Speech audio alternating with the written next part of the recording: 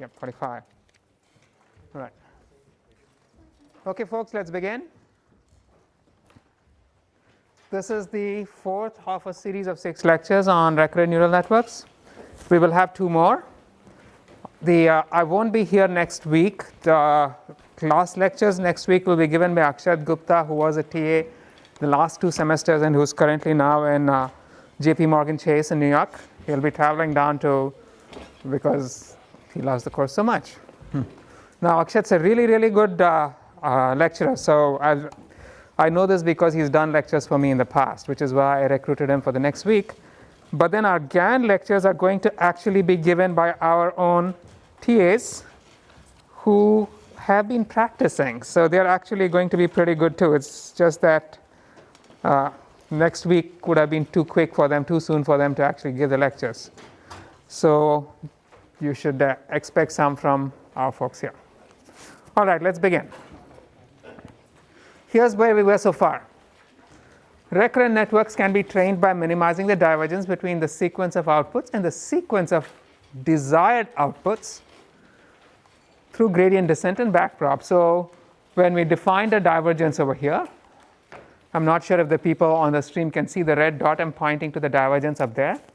The divergence is actually being computed between the sequence of inputs and the sequence of desired outputs and the sequence of actual outputs.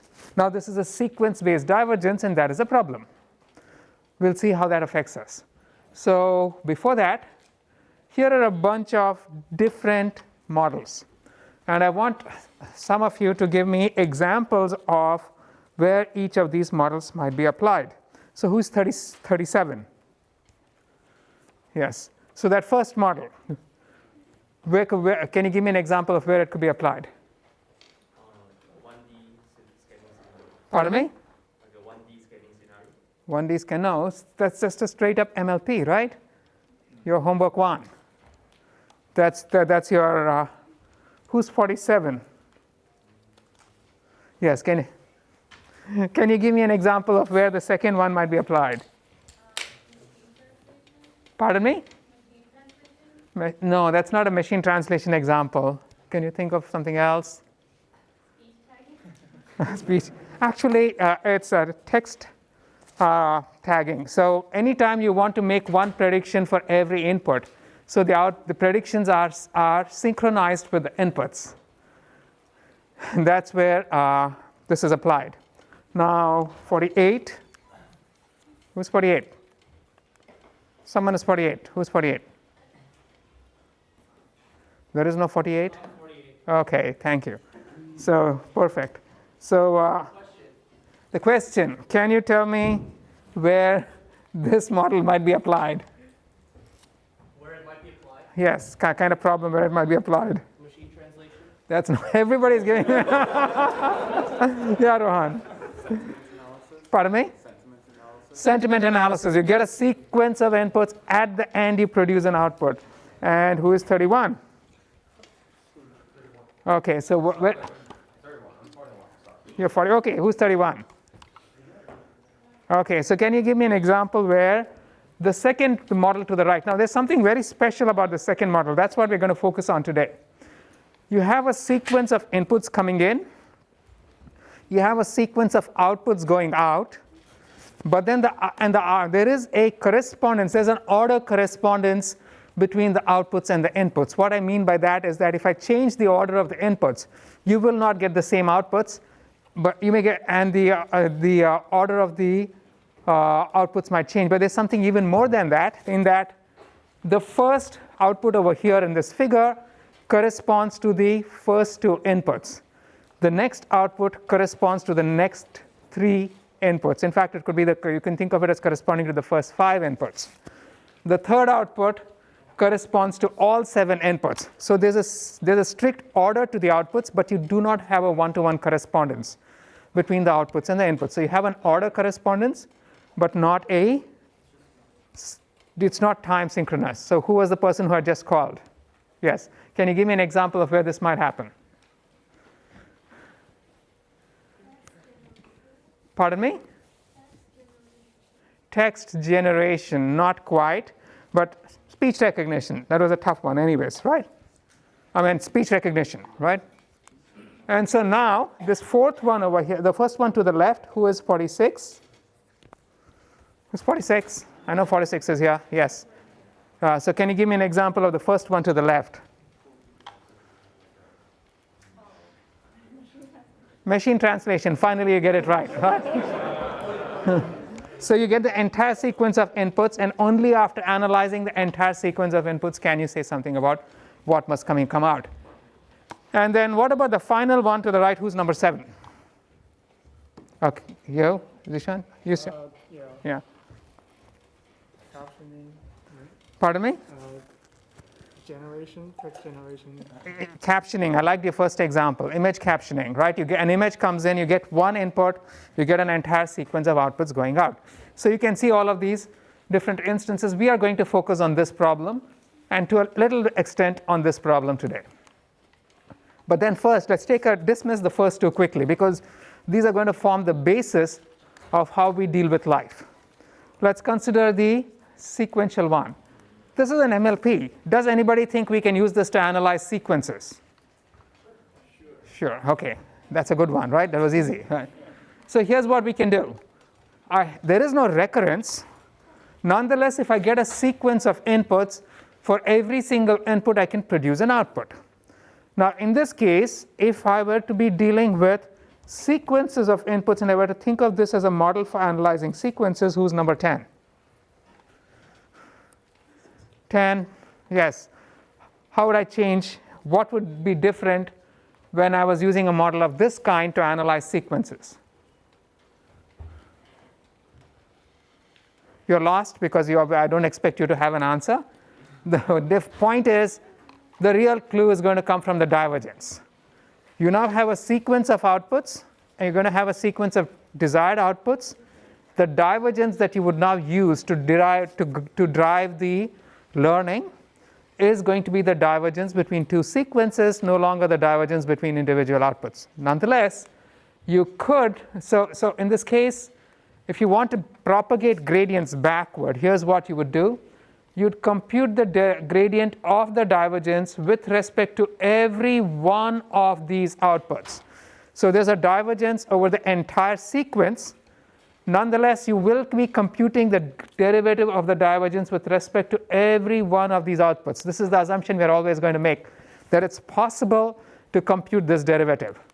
And that is the derivative that you will actually be passing down for backprop. Now, here's something, after having said all of that and sounded very dramatic, I'm going to go back to something common. Here's an assumption we will often make, that this sequence-based divergence can in fact be decomposed into the sum of divergences at individual instance. Once I do that, then I can think of each input over here as an independent analysis of that particular sample from the sequence, and then you'd be computing the divergence from it and backpropagating, right? So doing this sort of simplifies the problem, and we will actually use this. There are two poles here.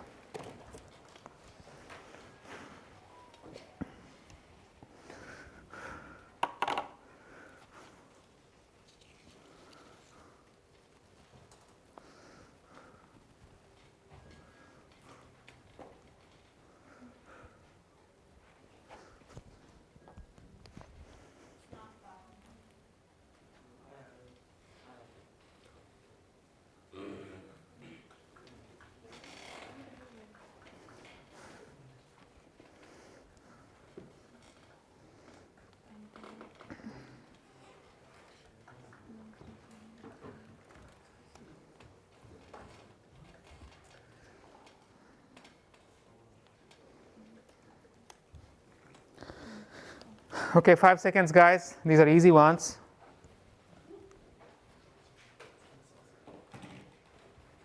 Okay, let's move on, right? So what we've seen is conventional MLPs too can be used to model sequences. This is true. Also, when we use conventional MLPs to model sequences, the sequence nature of the problem is captured through the divergence, which is now computed as the divergence between two sequences. Also true. Right? Now let's look at the second problem. This second problem is when you have time synchronous outputs. For each input, there's an instant output. You get an output as soon as that input is received before the next input is analyzed. So this could be, for example, for part of speech tagging, as I think Iman mentioned, which is you get a sequence of words, and for every word in the sequence, you get a corresponding output. Now, when I just said that you get an output before the next input is analyzed, that was a bit of a lie. What I really mean is that corresponding to each input, there is a unique output. So over here, I have a sequence of words, two roads diverged in a yellow wood. Every one of these has a part of speech. So this is, I forget what these things are now. I do know that A is a determiner and yellow is an adjective, wood is a noun. So you can see that corresponding to every one of these words, there is an output, and that output corresponds to that specific input, but you cannot make this determination that yellow is an adjective and not a noun without actually analyzing what preceded and what came after, right? So you could actually do this even with a bidirectional network. In fact, it makes more sense to use a bidirectional network for this particular problem, because to determine a part of speech, you often have to look at what came after, not just what came before. Nonetheless, the key point is that corresponding to every input, there is an output. I'm going to assume one directional models for now, but everything that I'm going to be talking about will generalize. So here's how we perform backpropagation in this case. Once again, we had a divergence defined between the actual and the target outputs. And then the first step of backpropagation was to compute the derivative of this divergence with respect to maybe the first output. And then you backpropagated that backwards. And then at the next step, you computed the derivative of the divergence with respect to the penultimate output. And that was backpropagated, and it contributed to any values that we have already computed, and so on. So in all of these, it becomes important to be able to compute the derivative of the divergence with respect to each of these outputs.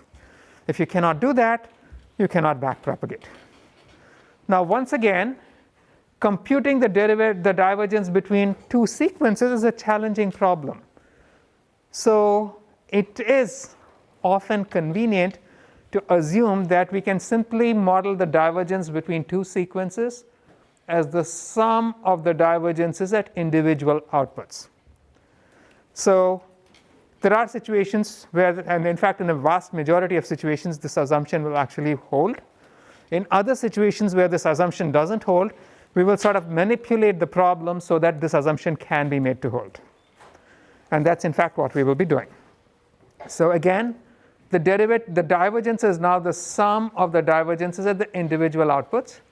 So the derivative of the divergence with respect to any individual output is simply going to be the derivative of the local divergence at that point with respect to that output. So everyone clear with what I've said so far, right? Okay. So, and the typical divergence that we will use locally is the Kullback-Leibler divergence. All of you, I assume, are familiar with this one. Paul, too. Time.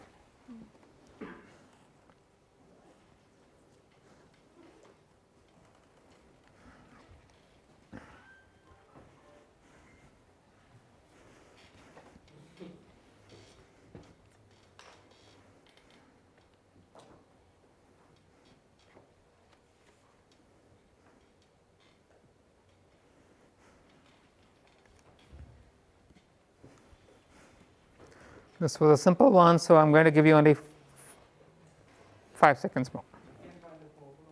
You can't find the poll? The poll is very much there. You're just looking at the wrong place. Okay. So all right. Here's what we said was true about time synchronous recurrent networks. There's one output corresponding to every input. They can be bidirectional, so the second one is obviously false. The divergence between the true and desired outputs can, in fact, in some cases, be modeled as the sum of the divergences at each output. And when it's written in this manner, then the derivative of the overall divergence with respect to any individual output is simply the derivative of the local divergence with respect to that output. So now, having gone through the first two models, let's go through the first of the interesting models that we are going to look at today, which is this guy. This is the kind of model that you would need if you were performing, say, question answering. You cannot begin answering a question before you've heard the entire question. Particularly if the question is in German, you don't know whether what the question is about till you see the last word.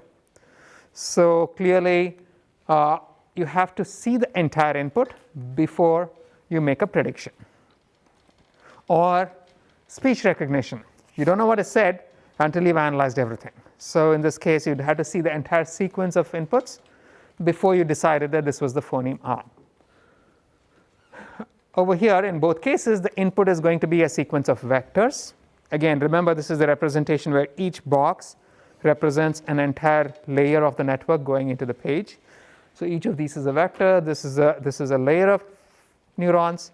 And this over here is actually a probability distribution that's being produced over the entire set of classes. In this particular problem, it would be the phonemes. So now, in this model, if you want to perform inference, you would be providing the exact sequence of inputs. And then when the entire sequence of inputs has been analyzed, you would be reading the output. But over here, remember, we've always said that in a recurrent network, every column is identical to every other column, right? So if you are producing an output at just the final instant, who is number 50,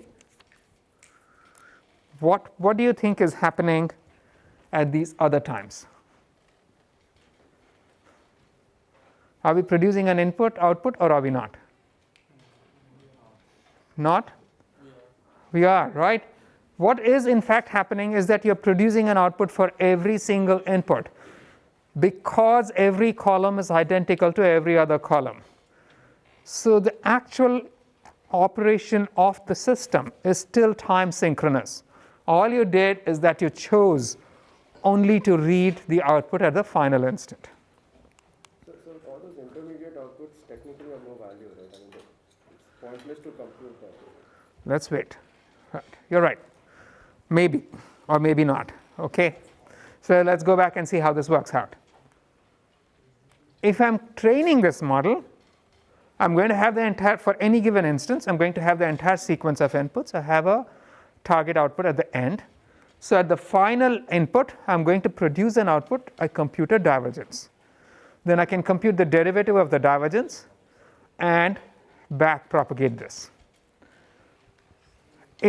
Can I do better than this? Who's number 35? Yes. How could I improve on this?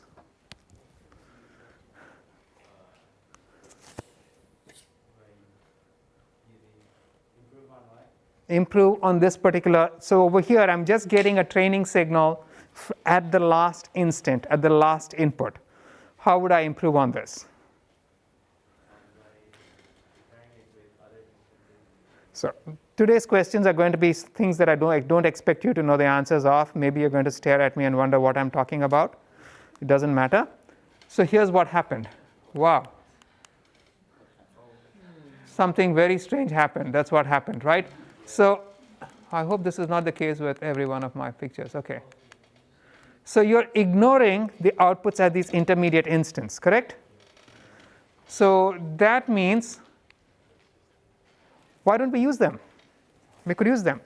So I could pretend, for example, if this were a speech signal, the fact that this is the phoneme A is definitely evident at the last input. But even before that, it was always the phoneme A. So why not assume that I really should have been outputting A even at the previous instance? If I do that, then I can compute a divergence at the previous instance as well. And now the total divergence that I'm going to get is the sum or the weighted sum of the divergences at the individual instance. Now you could weight things in different ways. You can say that as you go back in time, you trust the divergence less because there's less evidence. Or you can just say I'm going to treat them all the same, right? Here are two examples of two different weighting schemes, weighting schemes. If you were analyzing speech, when I say or it's always So it makes sense that all of these weights would be more or less the same. There would be one. On the other hand, if you had a question answering system, then it doesn't make sense for you to say that I should be able to answer the question before the question has been spoken. So in that case, the weight is going to be 1 only at the final instant and 0 at other places. Nonetheless, this is the training weight. You would actually be computing derivatives at the divergences at every single instant by assuming that the outputs at the intermediate times must be the same as the output at the final time, and then backpropagate its derivatives backwards to train the model. Now let's get to the most interesting model of the day, this one. This is what I called order synchronous, but not time synchronous. Yes, Paul? Yes, I'm not sure why we need to have like all input correspond to all output correspond to all input. So again, this is an assumption we're making, right? If this is a phoneme then it makes sense that I must output at the end of it. But at these points, was it a different phoneme? It was not, right? Whereas over here, you cannot make the same claim. So now this is a time synchronous, this is an order synchronous but not time synchronous model, in the sense that you don't have one output for each input. Nonetheless, the order of the outputs corresponds to the order of the inputs. So here, given a sequence of inputs, the objective is to asynchronously output a sequence of symbols. Now you can think of this as just as a concatenation of many copies of this basic model out here, right? You have one copy here, a second copy here, a third copy here. This simple concatenation shouldn't have complicated matters too much, but it does. And the problem is this: during inference, nobody told you where the symbol must be output. So what is really happening is that during inference, you're outputting a probability distribution at every time, and you have to decide which of these outputs are the valid ones. And that is a problem, right? So let's take a few guesses at how we can do this. Now, to do this, the first thing we want to observe is that at each instant, what is being output is not a single symbol. What is being output is the probability distribution over all symbols that are possible at that time. So at each instant, you're going to have a probability distribution over the entire set of classes, the entire vocabulary. And so if you analyze, say, 9 inputs, you would have 9 such distributions. You can think of this as a table that is 9 times the size of the vocabulary. And each entry in the table is the probability assigned to a particular symbol by the network. But what is it conditioned on? So this term here, y for g, is the probability assigned to the symbol g at time 4 by the network. Now, let me pick another number. This is who is 13. Unlucky. Who's 13? Yes. So here's my question. If I consider just this term over here, y4g, that's the probability assigned to g at time 4. Is the network computing the probability based only, what is it conditioning the probability on? Is it just the 4th input or the entire input sequence until then? So it's actually conditioned on the entire input sequence, right? At any time, everything that happened until then affects the output. If you change something in the past, it's going to change the output now. So the probability distribution is actually conditioned over the entire input sequence. And now, the way I can think about, yes, Ron? Does that change for bidirectional RNNs, or do we still consider it to be only on the first part? So in the case of a bidirectional RNN, it's conditioned on the entire input at each time, right? But over here, I'm speaking of a unidirectional. That's actually a nice question, and you can come back and torture me with it when the lecture's over, right? So, but for now, let's look at this one. Any network with a softmax or logistic output is actually producing an estimate of the a posteriori probability of the classes given the input. And if it's a recurrent network, it's given all the inputs that have been considered in order to produce that probability distribution. So when I select a class, how do we select a class? So let me ask 33. Who's 33? Yes. So when I select a class from the output of a network, how do I choose the class? You choose the one with the largest probability, correct? So if I were to be doing that, now going back to the problem over here,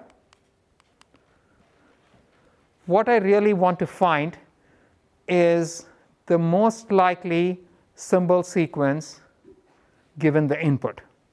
Now, who is number 8? Yes. So what would the length of this output symbol sequence be? The length of the input. Is that true? If you don't consider the dimension. So this is not true, right? We are speaking of an order synchronous output. We are not speaking of a time synchronous output. So given that we are speaking of an order synchronous but not time synchronous output, who is number 40? Now can you answer the question? Is the output going to be the same length as the input? Yeah, we cannot say, right? We don't know how many symbols are going to be output. So in practice, we want to output we want to find the most likely sequence of symbols coming out, except there's no one-to-one correspondence with the input, and this is a problem. But I can approximate it by saying that the output is the same length as the input. If I approximate that, then all I need to do is to pick the most likely symbol at each time, and then I'm going to get something of this kind. Now remember that I only want to output, the actual output is order synchronous, it's not time synchronous, right? So this person here, whose number is inverted, which is 38, who's 38? Yeah, so how could I convert this output to a order synchronous but not time synchronous output?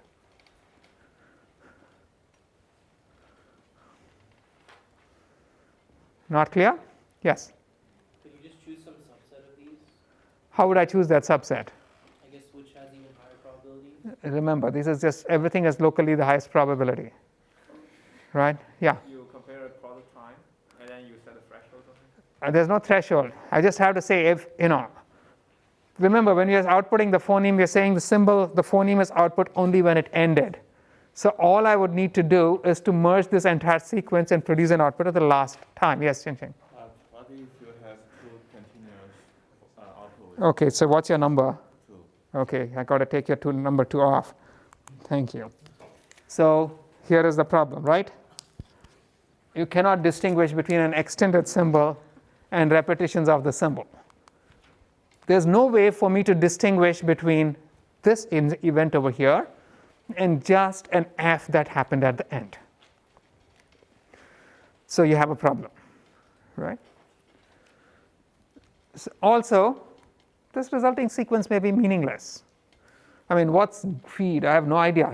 I just randomly chose that, but it could, this could well be likely. So you have multiple issues with doing something in this manner. This is greedy, and it doesn't really work. But let's assume for now that we have some sort of a solution. The way we would do it is to actually impose external constraints on what sequences are allowed. So you could say only going to allow sequences corresponding to dictionary words. These are phonemes. Phoneme sequences form words. So the kinds of sequences I will consider must be phoneme sequences that actually map onto some dictionary words. This turns out to be really hard. I can also use special separating symbols that separate out repetitions. We will get to that in the next lecture. For now, we're just going to call this decoding. We are going to refer to the process of obtaining an output from the network as the process of decoding. Yeah. Why not add one more output to the vocabulary so that then that has highest probability, which means you won't choose any other word? So we'll get to that, right? Okay, so again, this is in fact a suboptimal decode that actually finds the most likely time synchronous sequence. And remember that what we really wanted to find was the most likely order synchronous sequence. So the most likely order synchronous sequence may not be the most likely time synchronous sequence. But nonetheless, we're going to assume that this problem is solved, punt on it, and we'll come back to it in the next class. The bigger problem is, how do we train these models? Now, the training data over here is going to be the kind of output we want the model to give, right? So the training data is going to comprise input sequences, and it's going to comprise output sequences which are shorter than the input sequence because the output is order synchronous but not time synchronous. So you will have fewer output symbols than you have inputs. Now, if we were told exactly at which location each of these outputs was to be generated, then there's no problem, right? All I would need to do is to compute the derivatives at these, compute the gradients at these locations and the divergences at these locations and pass them back. Or I could just repeat the symbols as before. So to get to that, I want to introduce the notion of an alignment. If I tell you exactly at which time each symbol was produced, this gives me an alignment of the output sequence to the input sequence. So basically I'm saying the input was 10 symbols long, but the first symbol came out at time 4, the second symbol came out at time 7, the third symbol came out at time 10. So I've aligned the outputs with the inputs. So if I give you this time instant, you have all the information required about how the outputs were generated. Now the same, let me ask someone. This is an easy question, so somebody gets an easy one. Who's number 49? For a given order synchronous sequence, is the alignment unique?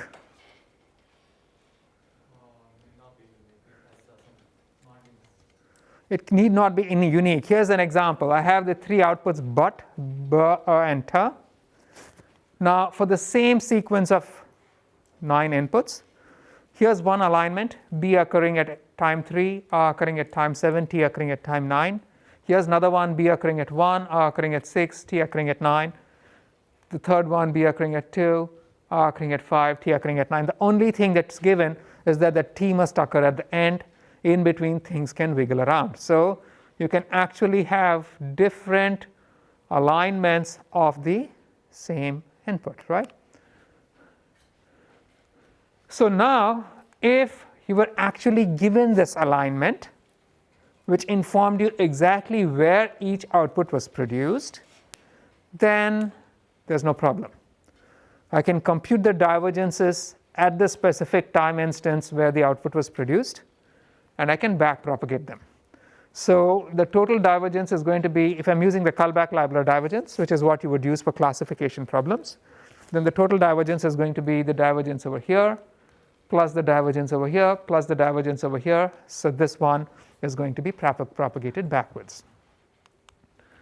But then I could also repeat these things as we saw earlier. And if I repeat them, now here's what happened. an order synchronous sequence became what did it become? It became time synchronous, right? And now I can compute the divergences at each instant and sum them all up, and that's going to be the total divergence that I will minimize. So that leads me to number 34. If I have, yes, so you can. If I give you a one hot target output, 0, 0, 0, 1, 0, so which says that only the fourth class over here must have, only the fourth class is correct and the rest of them are wrong. And then you have the outputs of the network, y1, y2, y3, all the way to yn. Then what is the Kullback-Leibler divergence between the target output and the actual output?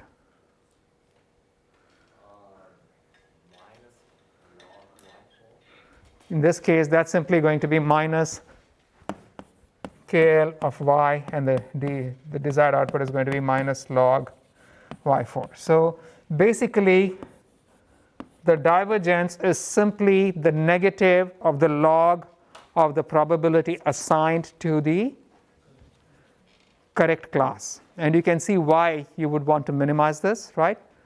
Because if the probability assigned to the correct class is 1, the rest of them become 0 naturally, and then the divergence is 0.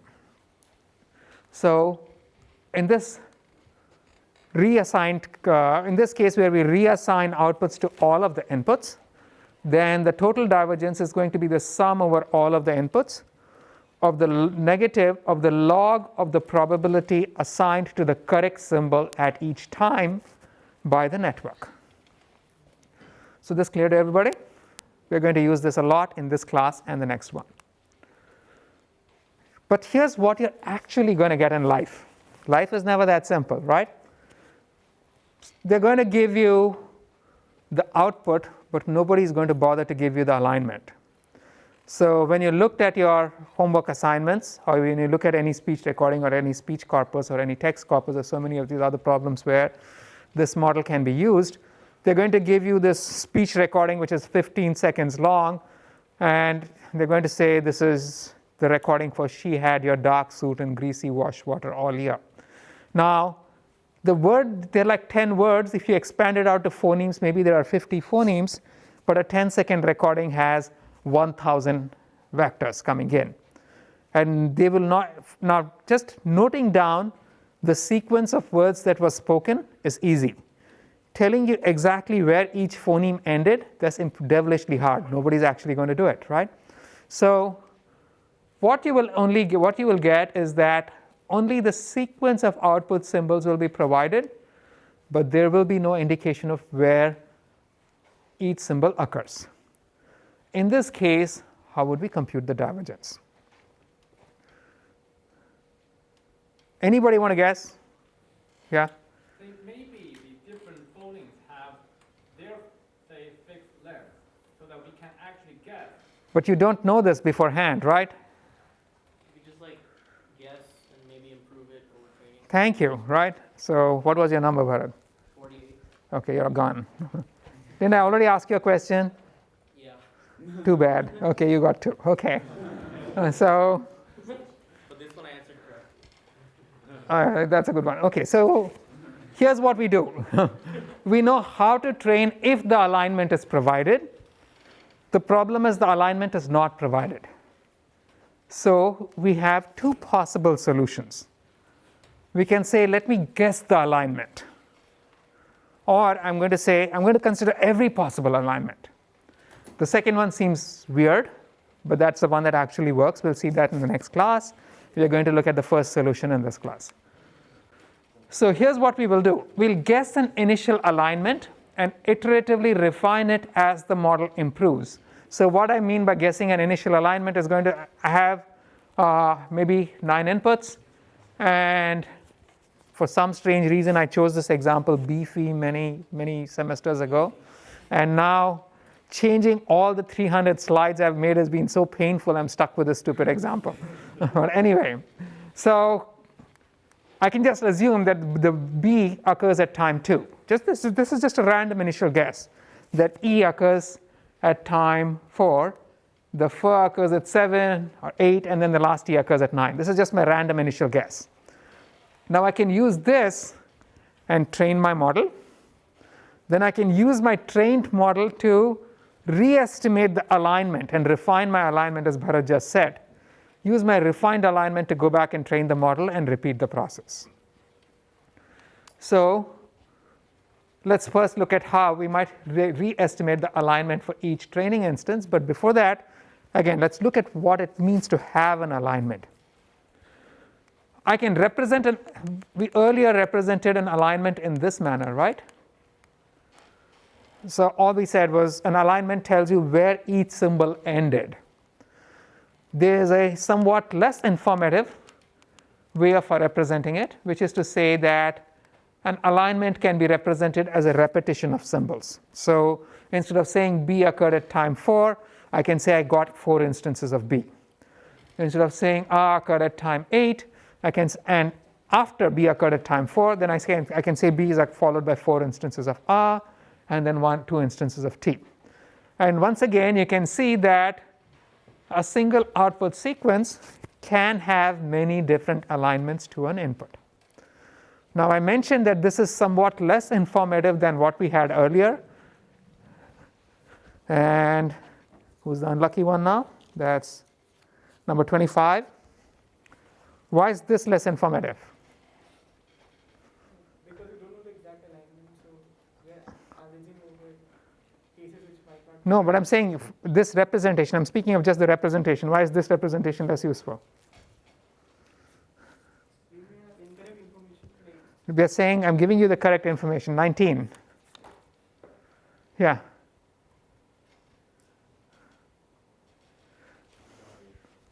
Okay, we've already answered this. Who's number 1? Right here. Okay, so why is this less informative? So I'm not really 100% sure on which two things we're contrasting here. So this is thank you. This is less informative than having something of this kind.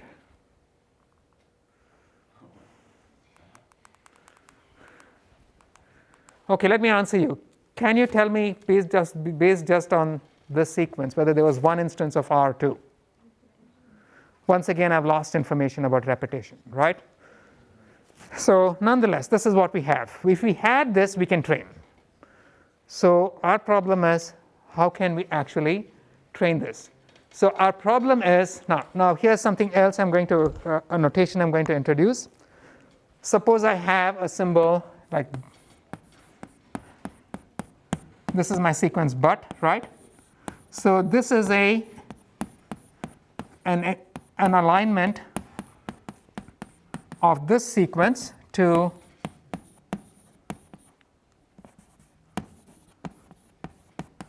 this is an alignment of this sequence to an 8 input to an input that's 8 instance long, right? So this obviously has many repetitions of each symbol. How can I go from here to here? I can just squish the repetitions, correct? Now so I'm going to call this business of going from here to here a compression. And this, I can call this an expansion, but I'll also just call it an alignment, okay? So just the terminology. Everybody clear with the terminology? Right. Now, is the compression of an aligned sequence unique? Wait a minute. I need a number. Who's 20? Who's 20? Yes. Is it unique? Okay. Who's number 3? So is it unique? I don't think so. It is not, because again, repetitions can be lost, correct? So there is no unique, we can't say compressing it is a non-unique operation. Nonetheless, what we want to find over here is we want to find the most likely, if the input is n symbols long and the output is k symbols long, we want to find the most likely n length expansion of my k symbols, which is obtained by repeating symbols, or alternately, I want to find which occur in strict order, and if I can find this most likely n length of expansion, I'm going to get an alignment of the target symbol sequence to the input.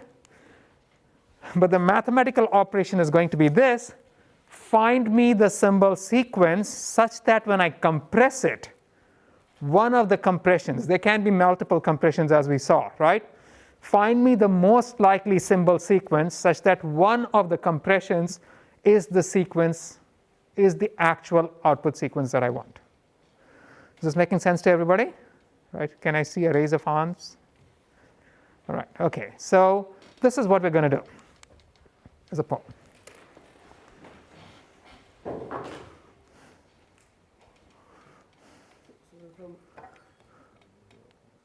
Yeah.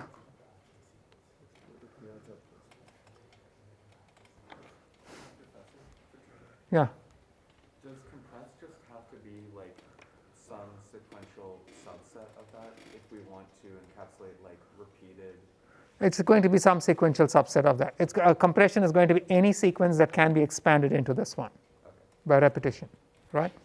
Yeah. So if you're looking at it when you're compressing it, I'm trying to look at this more like a hash, like you need to come up with like a hashing function that you've got like some particular, to give you like a unique, at the time of compression, to give like a unique value. Because you'll need some function to sort of do that compression. And when you do the expansion, it should return back. Correct. Over here, so over here, this is not unique. We will deal with uniqueness in the next class. How to make that unique. Okay. Yes. This alignment stuff only works if you have like if you actually know the phonemes that are occurring, right? And if you have like test data. This is not about test data. Yeah, So we're still speaking of training the model, Okay. right? Yeah. Wouldn't this suppose be susceptible to noise? Like even if one of the prediction is wrong. Can you? I can't hear you. I'm sorry. Huh? Wouldn't this be very susceptible to noise even if one of the prediction is wrong? We are not even speaking of the model at this point, right? We're not speaking of making predictions. We're just saying this is what we want to do. Let's continue, right? So everything I gave you, wait.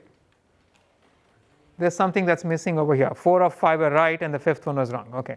And now here's what the actual output of the network was. At each time, you produced a probability distribution over all of the symbols. So I can view this, as I said again, as a table of probabilities where you have one column per input. So if I have a vocabulary of some k n symbols or some v symbols, and if I have n inputs, then this table is going to be n rows and v columns. Yeah.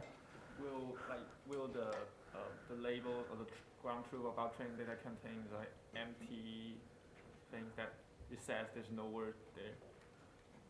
So all your so your training data is literally just going to be something of this kind, right?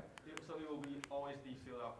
Like your training data is just going to be something like, I have a sequence x1 through x0 through x9, and the ideal output is this. That's the only information you're going to have. One of the symbols might be, a silence in the case of speech or nothing, but this is all you're really going to have. Okay? Yeah.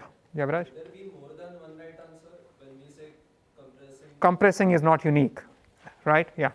Yeah, you can. So in the inference, when you output an output, should you clear the cache, like forget your hidden state before, because you are starting with a new symbol? So you have to treat each sequence as one complete unit, not each symbol. So you cannot clear the cache because it's a conditional probability based on everything, right?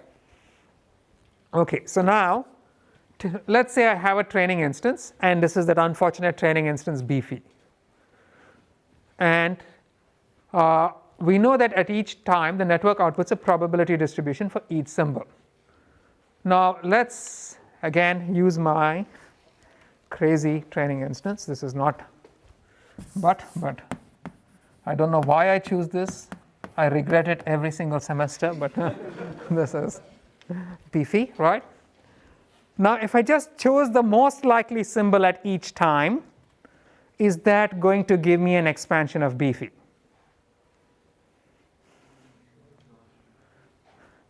Let me pick a number. Who's 21? Is that going to give me an expansion of beefy? Not necessarily, right? If I just chose the most likely symbol at each time, it can be any odd thing. It may not even have B or E or F in it at all, right? So clearly I'm choosing a whole bunch of spurious symbols. This doesn't make sense because I'm really looking for an expansion of beefy. So who's number 4? Okay, fine. So how would I fix this problem? Maybe use some strategy you have just mentioned before. Some most likely for this a local phone. So that's something much simpler. Who's 5? Yes. You need to compare the output with the desired sequence. So I need to compare the output. Okay. The compressed one. Okay. So improve on that. You're getting there. So okay, maybe I think what she's saying is this. I know the output must be beefy. So the only symbols involved were B, E, and F. I have to ensure those things are not repeated. Those things are not predicted, right? So I restricted myself to these 3 symbols, which is to say I just pull out the B row from this table, the E row from this table, the F row from this table. I pull them out. I make a separate table. And then I restrict my prediction to this one. So Zillion, I think you're 6, right? Now, if I now just work off just this table and pick the most likely symbol in each column, am I going to get an expansion of beefy? Not really. Not really. Why not? Because they might not in the right order. They may not be in the right order, right? If I just pick something from each one, I'm going to get the right symbols, but they may not be in the right order. So who's 44? How can I fix this?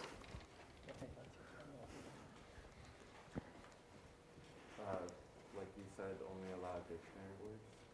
So, but this is, I know the sequence is beefy, so how would I do that? Then try to select a subset that does make beefy.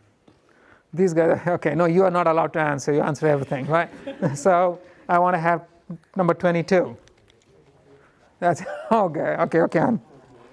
Yeah. Well, how would you do it? Somehow restrict the order. So reshaping, maybe you're getting there. Maybe number 13. Who's 13?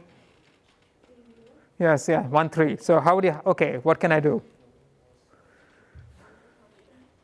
So I want to ensure that I only, so I know that by just selecting B, E, and F, I'm only going to get the correct symbols. I also want to ensure that they occur in the right order.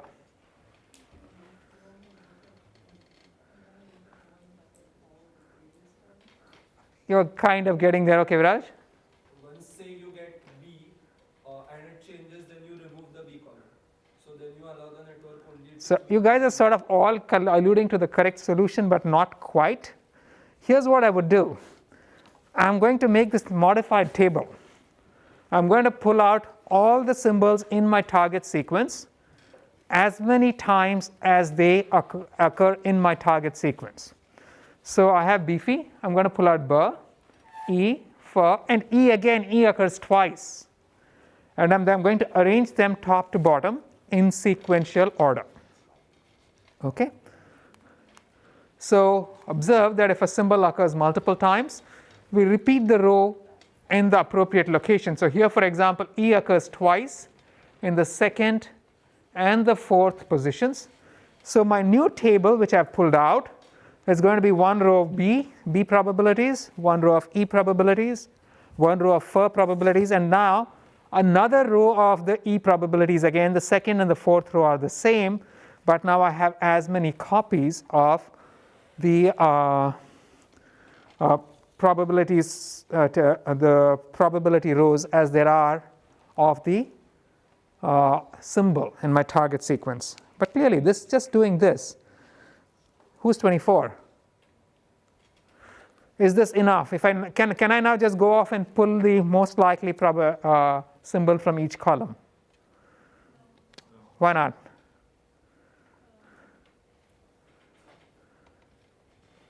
I didn't actually fix anything, right?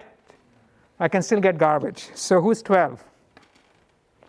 Okay, improve on this. What more can I do? Vandana doesn't know. Who's 32? Okay, improve on this for me, please. Not sure. Yeah? Thank you. So what's your number? 49. Oh, you're already, you answered twice. You get bonus points. Okay. Here's what I can do. So this is just my little pseudocode for pulling out the table. I'm going to say that in the first time instant, I'm only going to pull out the top left entry of my table. At the last instant, I'm only going to yank out the bottom right entry of the table.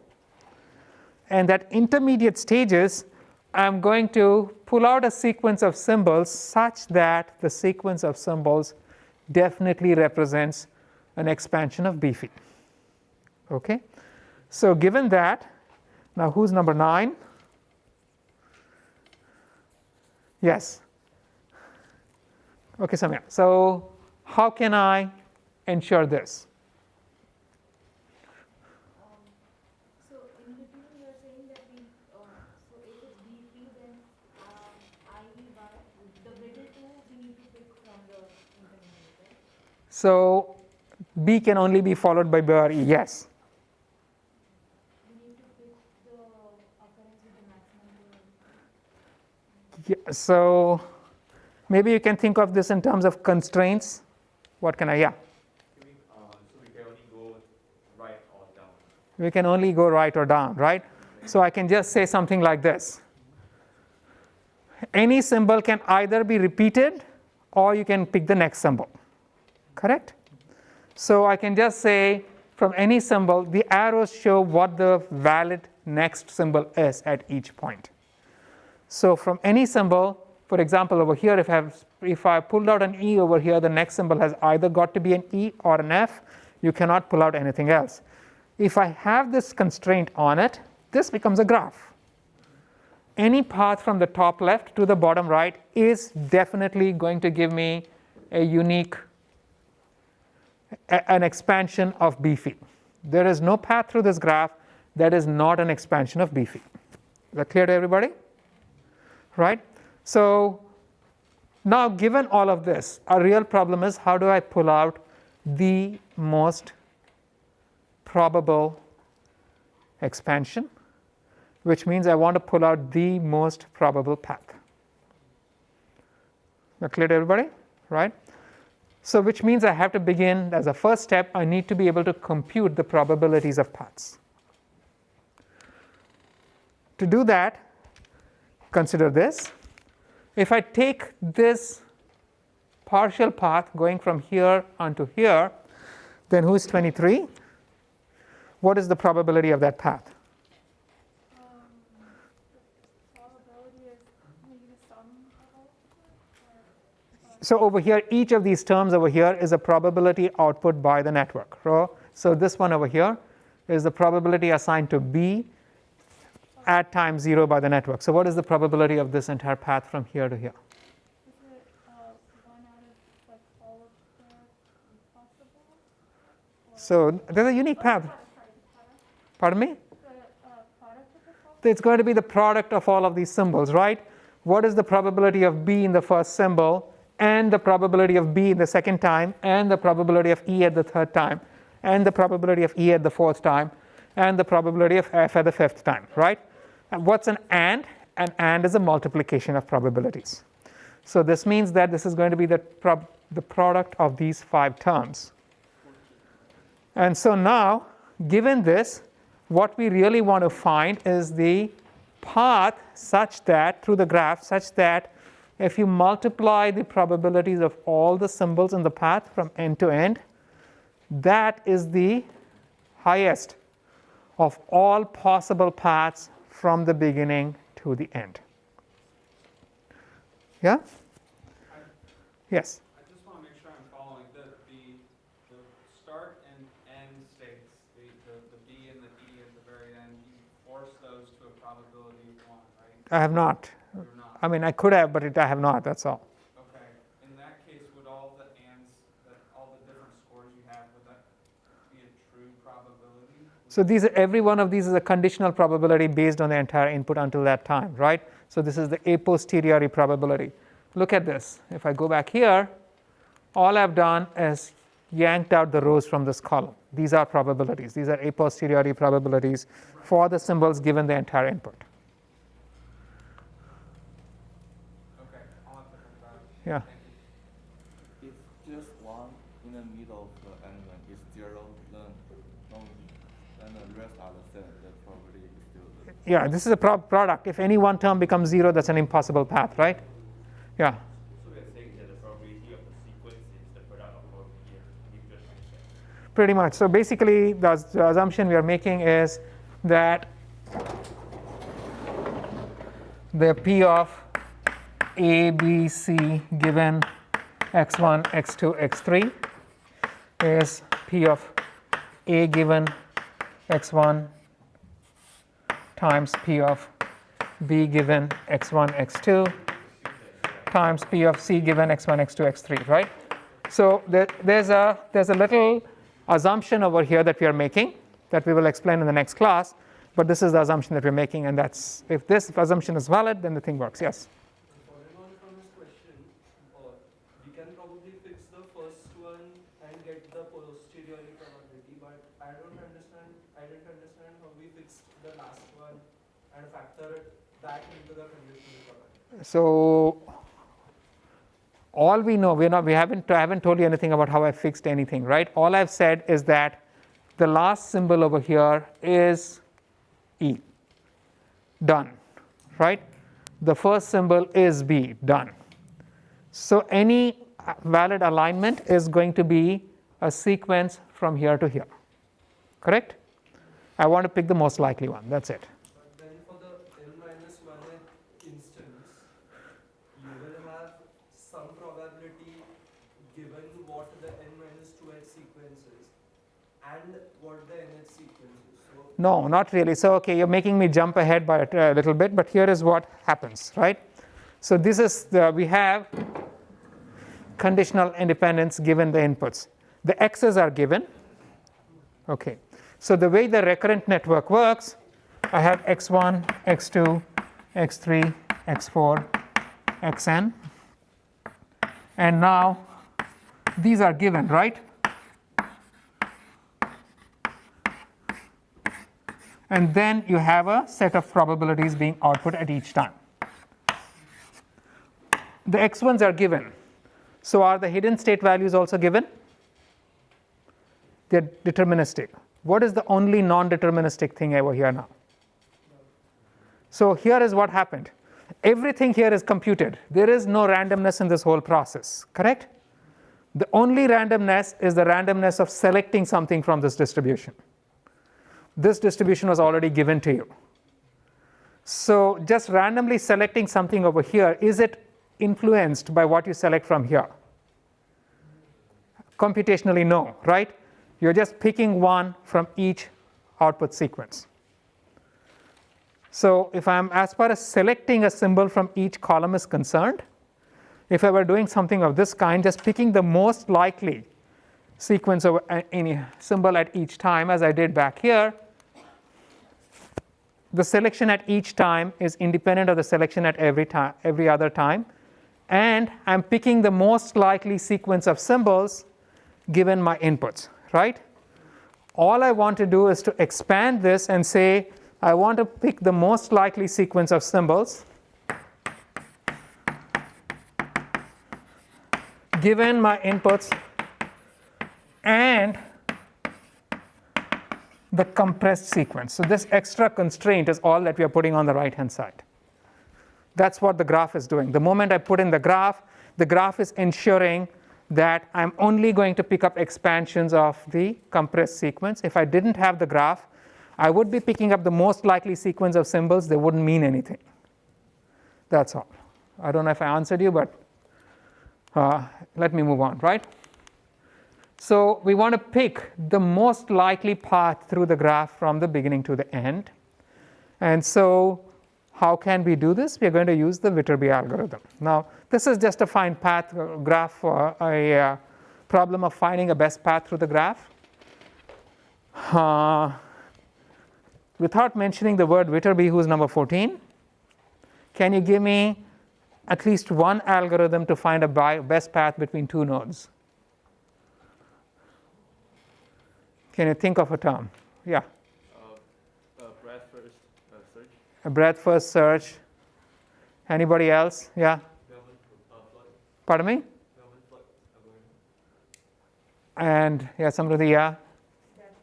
Dijkstra's depth first, that's Dijkstra's algorithm, right? There are many, many different algorithms. You can just have, all of these algorithms have different, you have many algorithms which will find you the best path from a source to a sink. Yeah? Brute force, thank you, right? He had to give me that, yeah. We are going to use dynamic programming because you want it to be efficient and you don't want to use Maxwell's solution, right? So, as we know, Maxwell's demon is a bad one. Anyway, let's, and here's how you would do the dynamic programming algorithm. So, you want to find the most probable path from source to sink using any dynamic programming algorithm. And specifically, we're going to use the Viterbi algorithm. The Viterbi algorithm is based on a very simple principle. Let me see if I can use this guy here. I have a whole bunch of slides which shouldn't be necessary, but suppose I have I have these graphs, right? And now, let me add something here. I want to get here. Now, if I have any path from here to here to here, how does the path probability change when I extend the path at this point to this point? Who's 26? So how does that path probability change? Pardon me? So what would happen is, all that would happen is you would multiply the path probability until here by the symbol probability for this guy, right? That's the only thing that changed. So when you extend a path, the current probability of the path is all that you're concerned with. You're going to multiply the new symbol. So that means if I consider this symbol right here, and if I want to find the best possible path to the symbol, now this symbol only has two parents, this guy and this guy, right? So the best path to the symbol must come from either this parent or this parent, right? So let's say it came from this parent. In that case, is the best path to this guy going to be an extension of the best path to this node or to any other path to that node? It has to be the best path, because if it's any other path, it's going to have a lower probability, right? So that naturally means that when I want to find the best path to this node, all I have to find is which of its parents' best path scores is larger. Then I extend it.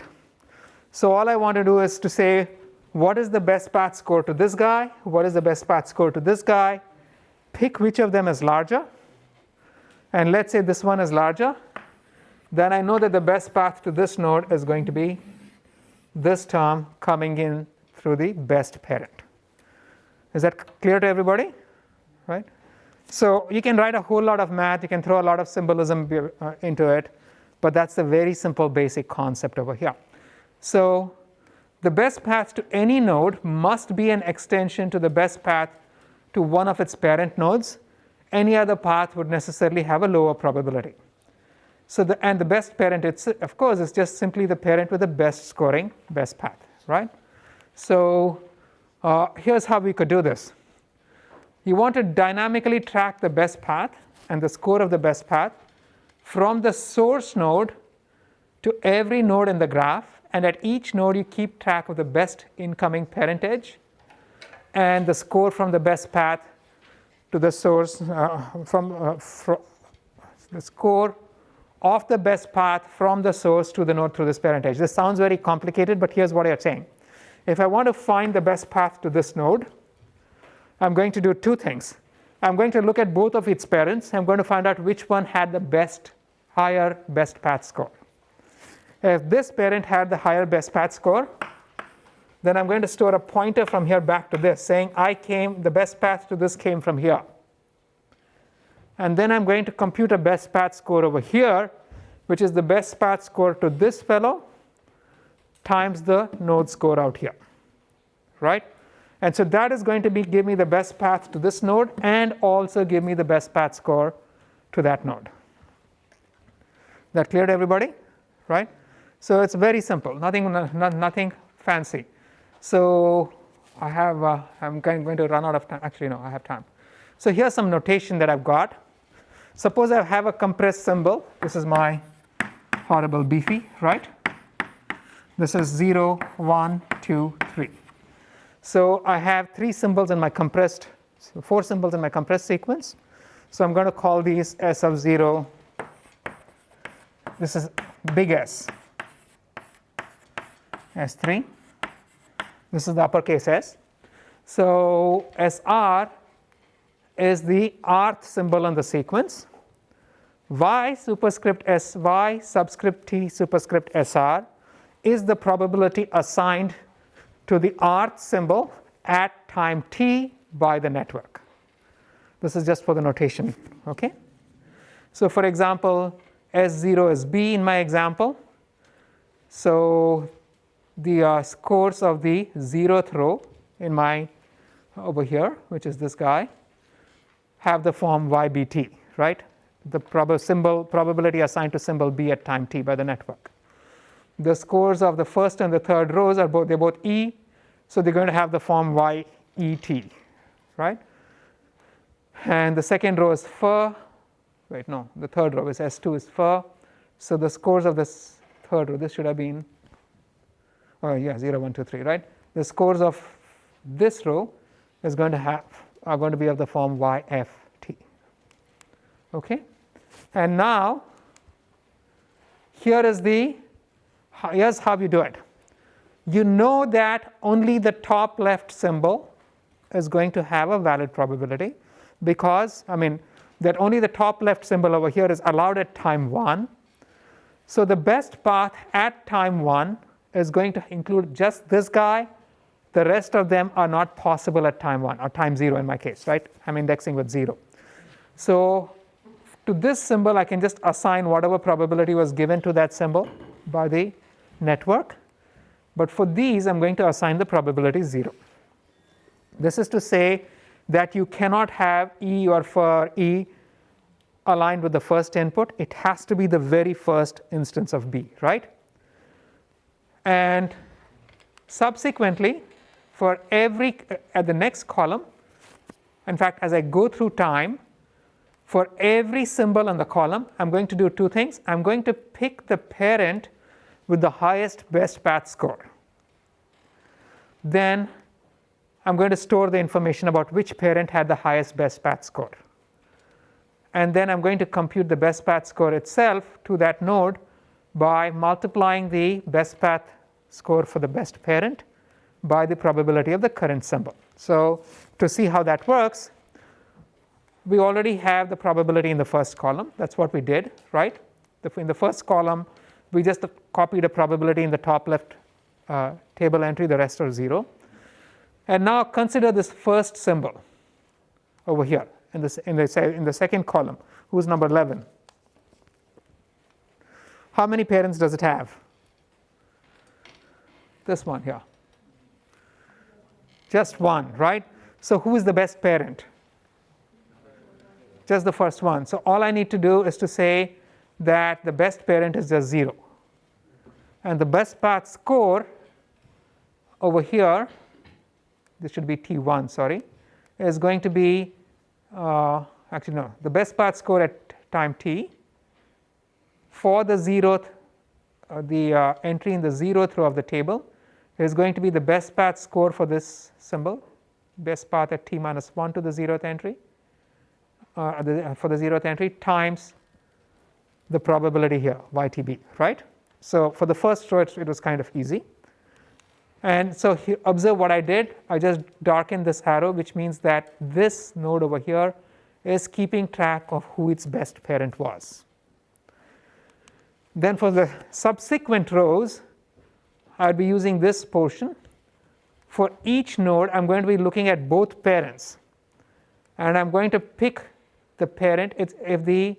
I'm looking back at the previous time, at time t minus 1. And I'm looking at the parent. For the lth row, I'm looking at the parent at the l minus 1th row and at the lth row itself. I'm picking whichever of the two is highest. And I'm calling that my best parent. And then I'm computing the score, best path score to the node itself as the best path score to the best parent times the node score. So at each node, I have retained both the information about the best parent, which is shown by this dark arrow, and the best path score to the node.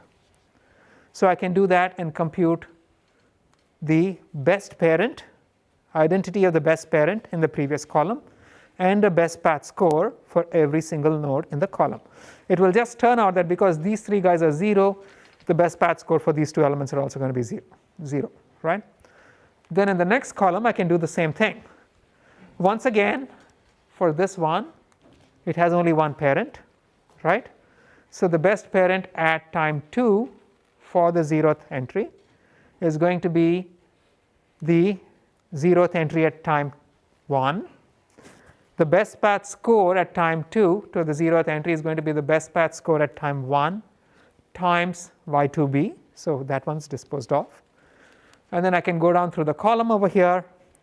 And for each node, I can compute the best parent, which is to say it's going to be either the entry in the previous row at the last time or the same row at the last time, one of the two, whichever's got the highest score. And then compute the best path score to the node itself as an extension of the score to the best parent. So what you will have is that at each node, you're going to get these darkened arrows, which informs the node who the best parent was. That information is being retained, okay? And you're also going to get the best path score to the node itself.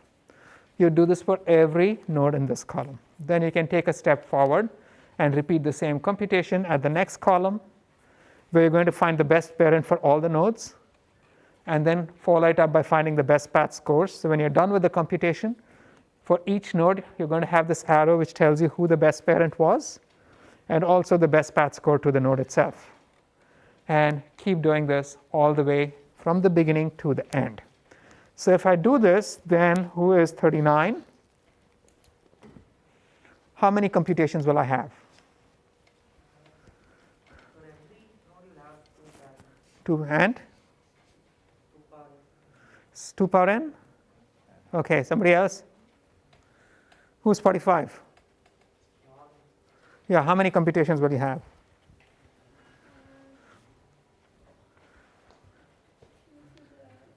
How many nodes do you have in the graph? Just n? It's going to be, yeah. It's going to be, you're going to have k times t nodes in the graph. Each of them is looking at 2 parents, right? So you're going to have 2 kt. That's the number of computations. Maxwell, you. Using your brute force, how much computation would you need? A lot, okay. So so the point is, the reason you don't want to use a brute force search is that it's going to be expensive, but if you use this dynamic programming, it's actually very cheap, right? Now, let's look at 27. Who's 27? Once I've computed this, do I already have the best path score, the best path? No, this was for 27. Do I know from this, how do I derive the most likely alignment?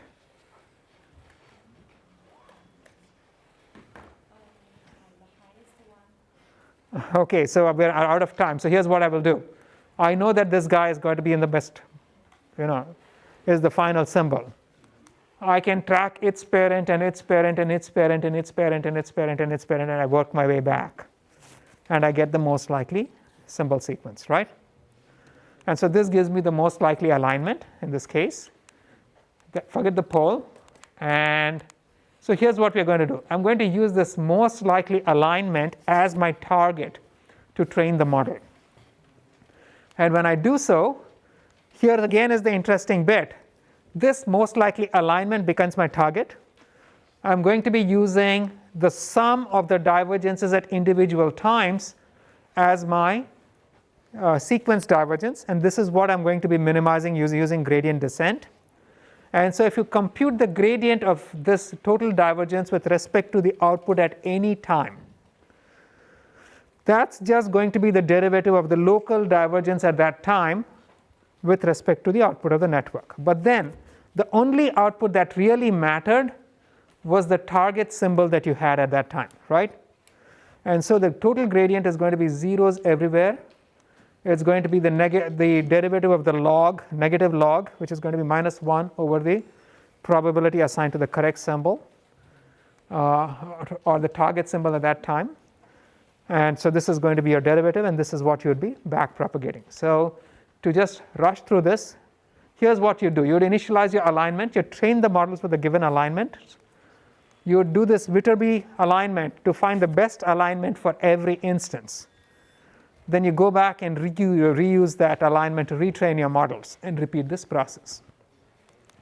There are different ways of doing it. I'll skip that. The problem here is that this approach it works. It really works. It's just that it's heavily dependent on the initial alignment. If your initial guesses are bad, your model is going to go into a poor minimum, which you do not really want. So there's an alternate solution. We are not going to commit to any alignment at any time. We're going to consider all alignments, and we will consider them all on Wednesday. Thank you. Yeah. Can you go back to the previous slide real quick? Or before this? Before this? Yeah, here. So y of t and then the symbol of the best path at t. Like, how do you know what the correct t is? That's the At each time, right? So this is, so over here, the total divergence is going to be minus log y0, minus log y0b, minus log y1b, minus log y2e, minus log y3f, right? It's just going to be the sum of the KL divergences at each time. Each of them is just going to be the negative log of the probability for the target symbol. Guys, the class is over, you can go. Yeah. What's yt then? Yt is the probability assigned to that symbol by the network, right? What is symbol of best path at t? Pardon me? What is symbol of best path at t? That's this one. That's this.